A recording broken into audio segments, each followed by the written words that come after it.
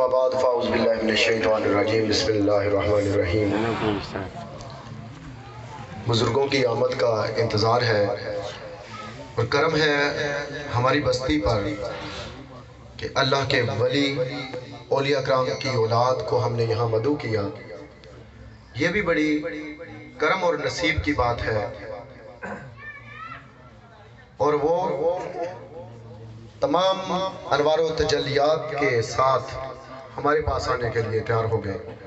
یہ کرم ہے اللہ کا ہم پہ، جب کرم ہوتا ہے تبھی بات بنتی ہے۔ تب تک حضور صلی اللہ علیہ وسلم کی کچھ پیاری باتیں اور اولیاء کرام کا تذکرہ کرتے ہیں۔ حضرت غوث اعظم رضی اللہ تعالیٰ عنہ فرماتے ہیں، اے سالک، صوفیہ کی باتیں انسان کے دلوں کو جلا بخشتی ہیں، انسان کو نیک عمل کے لیے تازہ دم کرتی ہیں اور انسان کی زندگی کا لطف نیکی میں بنا دیتی ہیں۔ حضرت غوث اعظم رضی اللہ تعالیٰ عنہ فرماتے ہیں، اے سالک، تیری زندگی ایک روزے کی طرح ہے۔ تو نے روزہ رکھا، سحری کی، کھانا کھایا، فجر پڑھی، ظہر پڑھی، پھر عصر کا وقت آ گیا، اور جب عصر کا وقت آیا تجھے روزے نے ستایا، تجھے پیاس اور بھوک کی شدت نے تنگ کیا، لیکن تو نے اپنا روزہ نہیں توڑا کہ میرا رب دیکھ رہا ہے۔ صبر کیا، برداشت کی، لیکن اے سالک، یہاں پہ تو ایک غلطی کرتا ہے۔ ایک مہینہ کوئی موجود نہیں ہوتا، شدید پیاس اور بھوک، پانی موجود، تنہائی میں بھی تو اللہ سے ڈرتا ہے اور اس لیے کچھ کھاتا پیتا نہیں کہ اللہ دیکھ رہا ہے۔ لیکن کیا ہوتا ہے تجھے؟ اگلے 11 ماہ گناہوں پہ گناہ کرتا ہے، اللہ کے بندوں کی دل آزاریاں کرتا ہے، تنہائیوں میں گناہ کرتا ہے اور بھول جاتا ہے کہ اللہ دیکھ رہا ہے۔ وہی پروردگار جس کی وجہ سے تو روزہ توڑتا نہیں ہے کہ اللہ دیکھ رہا ہے، وہ اگلے 11 ماہ میں بھی تیرے عیبوں کو، تیرے اعمال کو دیکھ رہا ہوتا ہے۔ خیر آپ فرماتے ہیں، اے مرید، اے سالک، اے اللہ کے بندے، یاد رکھ، تیری زندگی اتنی مختصر ہے کہ ایک روزے کی طرح ہے۔ جب عصر کے وقت روزہ لگتا ہے تو نہیں توڑتا، اسی طرح کبھی کبھی زندگی عصر کے مقام پر پہنچ جاتی ہے، لوگ ستاتے ہیں، دل آزاریاں کرتے ہیں، اذیتیں ملتی ہیں، مصیبتیں آ جاتی ہیں، تب بھی تو صبر کر۔ کسی کے دکھ دینے پر اسے دکھ نہ دے، کسی کے رویے کو دیکھ کر اپنا رویہ نہ بدل۔ کسی نے تیرے ساتھ اچھا کیا تو اچھا کرتا ہے، کوئی برا کرتا ہے تو انتقام لیتا ہے اور برا کرتا ہے۔ ایسا لگ کہ تیرا ایک مزاج ہونا چاہیے جو نبی کریم صلی اللہ علیہ وسلم کی ذات اقدس کی پیروی کرتا ہو، کہ تجھے جو برا کہے تو اس کے ساتھ بھی اچھا کر۔ اور جب تجھے روزہ، زندگی کا روزہ شدید تنگ کرے، ستائے، تو بالکل اسی طرح جیسے عصر کے وقت تو پانی نہیں پیتا، برداشت کر جاتا ہے، شدت کی بھوک سے نڈھال رہتا ہے لیکن روزہ نہیں توڑتا، پھر بڑی ہی خوبصورت افطاری تیرے انتظار میں ہوتی ہے، دسترخوان سجا ہوتا ہے، اور جب تو روزہ افطار کرتا ہے، آپ جانتے ہیں ایک کھجور منہ میں رکھتے ہیں اور پانی پیتے ہیں تو اتنی لذت ملتی ہے جیسے ہم نے کوئی فتح حاصل کر لی ہو، جیسے ہم نے جنت کے کھانوں سے روزہ افطار کیا ہو۔ تو اے سالک، یاد رکھ، تیری زندگی بھی ایک روزے کی طرح ہے۔ جب تجھے بہت ستائے گی یہ زندگی، جب بہت لگے گی یہ زندگی جیسے روزہ لگتا ہے، تبھی پتہ چلتا ہے کہ تو زندہ ہے، لیکن تو صبر کر، لوگوں کے دکھ دینے پر بھی صبر کر، اور پھر تیرا روزہ ایک دن افطار ہو جائے گا، تیری زندگی کا کام ختم ہو جائے گا، جو تو یہاں کرنے آیا تھا وہ تو کر لے گا، اور جب آنکھیں بند کرے گا تو جنت کے دسترخوان کے ساتھ تو زندگی کی افطاری کرے گا۔ ایسی افطاری من تحتها الانہار خالدین فیہا، ایسے محل ہوں گے جن کے نیچے بہتی نہریں اور تو ہمیشہ ہمیشہ ان کے اندر رہے گا۔ سورہ واقعہ میں اللہ پاک نے ارشاد فرمایا کہ کل قیامت آئے گی، یاد رکھیں یہ زندگی مختصر ہے۔ رسول پاک فرماتے ہیں کہ اللہ پوچھے گا اس بندے سے جس نے 100 سال زندگی گزاری ہوگی، کتنی زندگی گزاری؟ وہ کہے گا ابھی آنکھ لگی تھی، آنکھ کھل گئی۔ اللہ فرمائے گا نہیں نہیں، تو نے بڑی دل آزاریاں کی ہیں، तूने हमसायों को तंगी दी है, तूने नाप तोल में कमियां की हैं, तूने फ्रॉड किए हैं लोगों के साथ, लोगों को धोखे दिए हैं, मेरे बंदों को अपनी चीज के, अपने माल के ऐब बताए बिना फरोख्त की है, तूने गालियां दी हैं लोगों को, दूसरों का माल खाया है, बड़ी तंगियां देकर तू यहां पहुंचा है। खैर, कुरान पाक में 3 ग्रोहों का जिक्र है सूरह वाक़िया में कि तुम 3 तरह के हो जाओगे। एक तरह कारी साहब, जब क़यामत करीब आएगी, कुरान पढ़ते नहीं है, समझते नहीं है, इसलिए हम अपनी टेढ़ी मंजिल पर गामजन हैं, राह हक की तरफ नहीं जाते। वरना जिन्होंने कुरान पढ़ा ना, मौलाना रूमी जा रहे थे, कुरान समझा, आगे कुत्ता सोया हुआ था, मुरीदें साथ थे, वहां रुक गए, एक मुरीद आगे बड़ा पत्थर मारा, कहा बाबा जी चले, कुत्ते को उठा देते। आपने फरमाया आंखों में आंसू आ गए। हम अक्लमंद थे, वो अक्ल नहीं रखता था। किसी को भी सोते में जगाना नहीं चाहिए।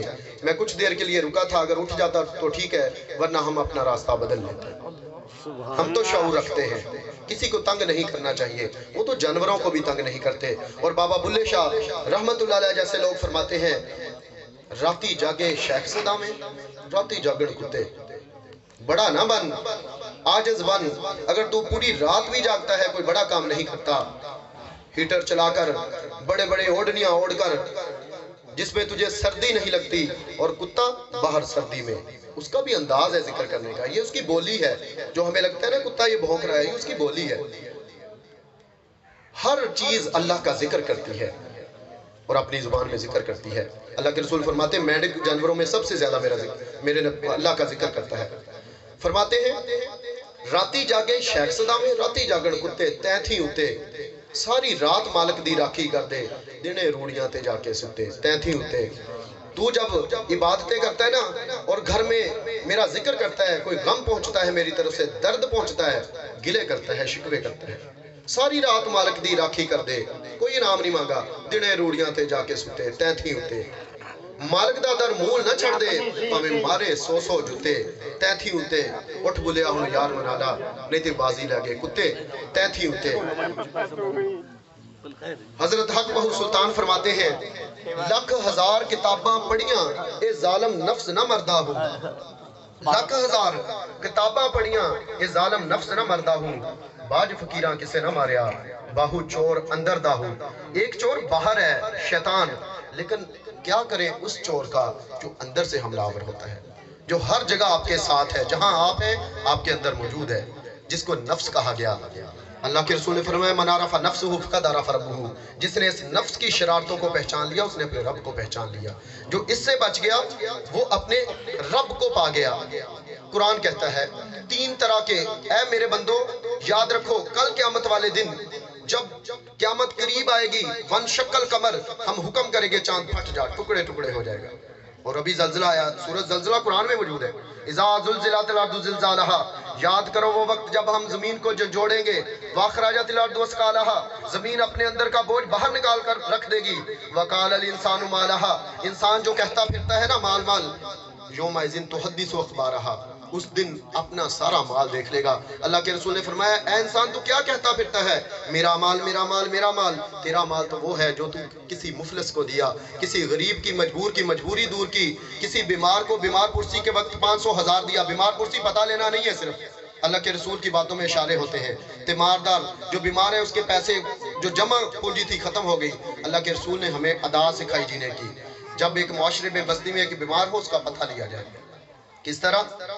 बीमार के पास जाके पूछ गिछ ना करें, उससे हॉस्पिटल में ज़ियाफ़तें कबूल ना करें कि मेरे लिए पानी लाओ खाना लाओ, बल्कि चुप करके जाएं, 500,000 2,000 5,000 उसकी मुट्ठी में बंद करके आ जाए, ताकि उसका निज़ाम चल जाए। जब आप बीमार होंगे, ये इस्लाम ने एक सिस्टम दिया, हमें जीने का अंदाज दिया, खूबसूरत अंदाज।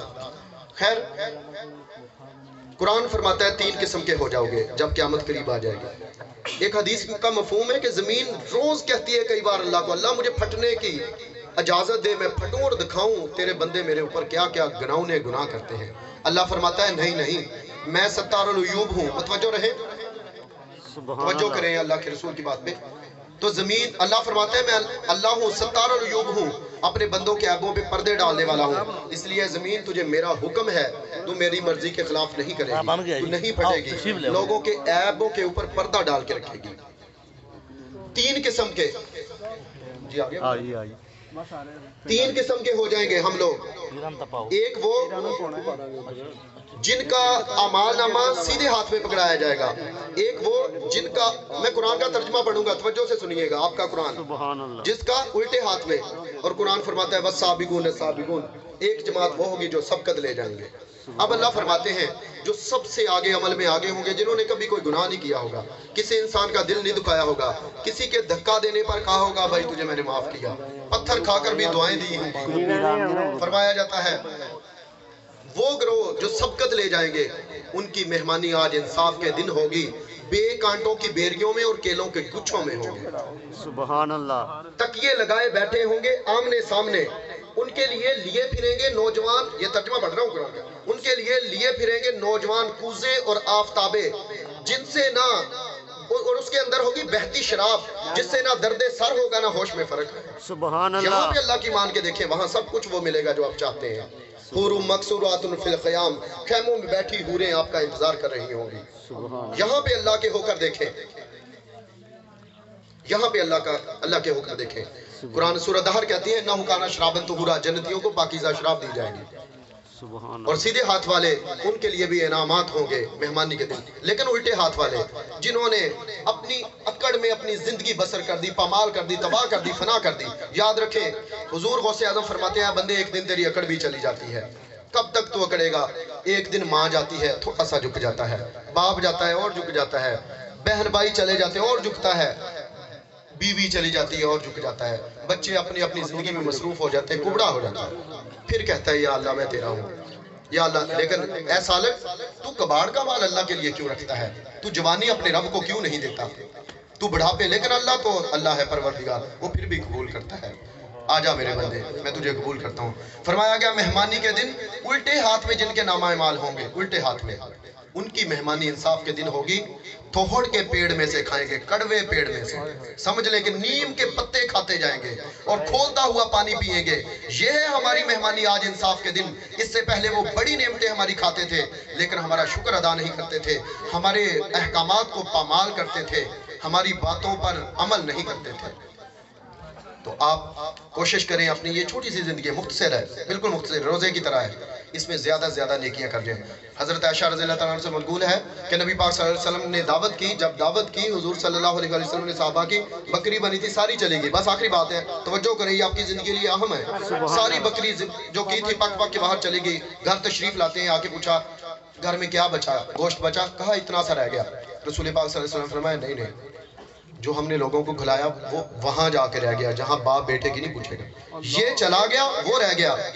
تو خدا را اپنی منتھلی آمدنی میں سے، اپنے پیسوں میں سے وہاں کچھ نہ کچھ جمع کرواتے رہیں، جہاں بڑی ضرورت ہوگی، ایک ایک نیکی کی ضرورت پڑے گی، جو ہم اللہ کے لیے کام کریں گے، جو اللہ کے لیے ہم پیسہ خرچ کریں گے، وہ وہاں جا کر جمع ہو جاتا ہے، رہ جاتا ہے۔ اللہ تعالی ہمیں عمل کی توفیق عطا فرمائے، آمین۔